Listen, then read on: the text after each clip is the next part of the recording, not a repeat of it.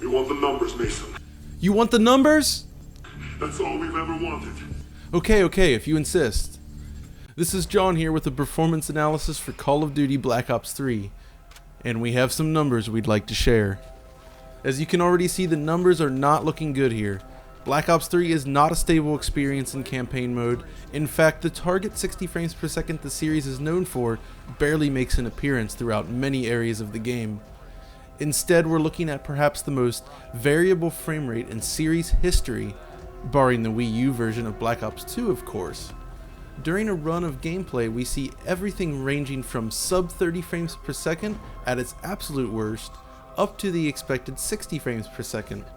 But really, the game spends a lot of time somewhere in the middle. That means, on average, we're getting between 45 to 50 frames per second. On top of this, the game uses an adaptive VSync solution which presents torn frames along the top of the image.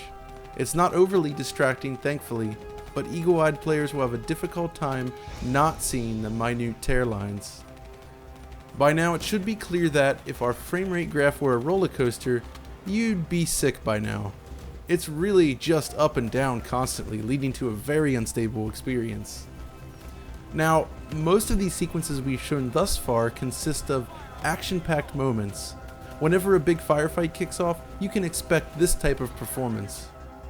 When comparing the two consoles to one another, it's clear that the PS4 comes out on top, but only just barely. The results here are not good on either platform. Yet when we move into the quieter sequences, we see that the game remains unable to hold 60 frames per second either. It's closer, of course, but we still see dips that result in a less stable experience than the last game. One attempt to address these issues comes in the form of a dynamic resolution. Both PlayStation 4 and Xbox One utilize a dynamic resolution this time in an attempt to keep performance up. Of course, as we can see, this isn't entirely successful, but it's hard to imagine what the performance must be like without it. In the clips we're presenting here, we see a variety of resolutions. During gameplay, the PS4 moves between 1360 by 1080 and 1920 by 1080. A step back from the full 1080p of Advanced Warfare, but one that we could easily have accepted if performance were solid. On Xbox One, however, the situation is more disappointing. During our recorded gameplay sequences, Xbox One fluctuates between 1200 by 900 and 1280 by 900.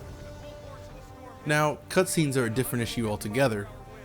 For one thing, PS4 seems to stick to full 1080p during cutscenes, while Xbox One jumps between 1728 by 1080 and a full 1920 by 1080.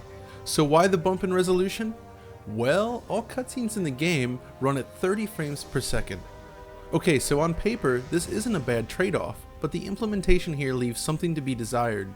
Instead of dropping to 30 frames per second for just the most demanding sequences, the game drops to 30 frames per second for every scripted sequence.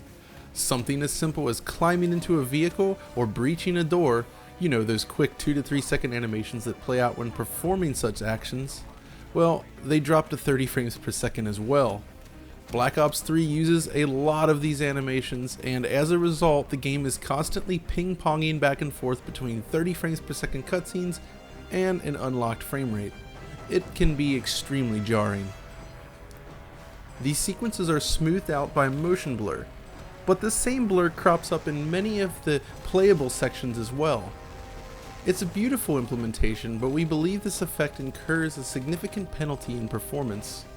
In Advanced Warfare, this effect was primarily used during cutscene sequences, with a few gameplay moments using it as well, but those sequences tended to exhibit more slowdown than the standard gameplay. By using it more often in Black Ops 3, we feel that it might be contributing to the performance problems. Though of course, eliminating it likely wouldn't completely smooth things out. Anyways, so that's a quick rundown of where the campaign stands on Xbox One and PlayStation 4. As for the multiplayer, well, it's looking better, but we'll have more on that soon in the full face-off. For now though, if you enjoyed this video and would like to see more, be sure to check out our channel on YouTube. Until next time, this is John, signing off.